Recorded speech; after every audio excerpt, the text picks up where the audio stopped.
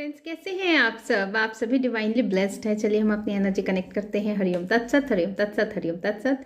देखते हैं माँ आदिशक्ति गुरु जी आपको क्या बताना चाहते हैं, कैसी इस बातों से अवगत कराना चाहते हैं जो कि कहीं ना कहीं आपके लाइफ में एक ट्विस्ट ला देगी, एक ऐसी एनर्जी से मिलवाएगी जो कहीं ना कहीं आपकी लाइफ को ही बदल के रख दे।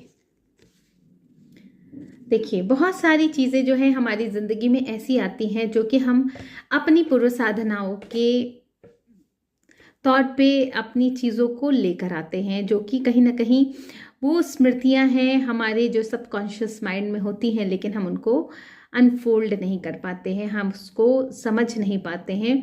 और जैसे जैसी आपकी साधनाएं बढ़ती हैं और आप उसी ओर कार्यरत होते हैं जहाँ की आपकी जो पूर्व साधनाओं की सिद्धियां हैं, चाहे आपकी पूर्व साधनाओं के जो संस्कार हैं, वो जब फलित होने के समय पे पहुँचते हैं, तब क्या होता है कि प्रकृति हमें एक अनोखा ही मार्गदर्शन करती है। प्रकृति हमें एक ऐसे जगह पर ले जाती है जहाँ पे आपके वो सारे जो गिफ्ट्स हैं, जिसे हम गॉड गिफ्ट बोलते हैं, वो अनफोल्ड होने लगते हैं। और वो चीज़ें जब अनफोल्ड होती हैं तो कोई भी कार्य आपका व्यक्तिगत नहीं रह जाता है। ये चीज़ें इंडिकेट करती हैं कि कहीं ना कहीं, जैसे कि हम बचपन में भी देखते हैं कि बहुत सारे लोग अपनी बहुत सारी चीज़ें, जैसे किसी को अगर स्केचिंग ही है, म्यूज़िक ही है, तो बहुत सारी चीज़ें ऐसे हैं जो गॉड गिफ्टेड होती हैं, जो कि उनको शुरुआत से मिली होती हैं। लेकिन बहुत सारी जब स्पिरिचुअल लाइफ की तरफ में हम बढ़ते हैं तो वहाँ पे जो हमारे जो गिफ्ट्स होते हैं वो फिर तब अनफोल्ड होते हैं जब हमें उसकी ज़रूरत होती है, और तब अनफोल्ड होते हैं जहाँ से हमारे व्यक्तिगत कार्य होने बंद हो जाते हैं।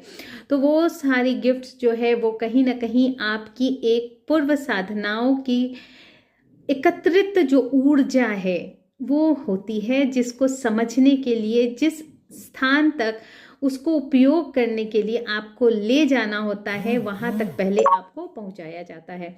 ये एक बहुत ही गूढ़ रहस्य है, क्योंकि आपकी ये सारी चीज़ें आपके चाहने से अनफोल्ड नहीं होती हैं। ये सारी चीज़ें प्रकृति के चाहने से अनफोल्ड होती हैं, प्रभु के चाहने से अनफोल्ड होती हैं।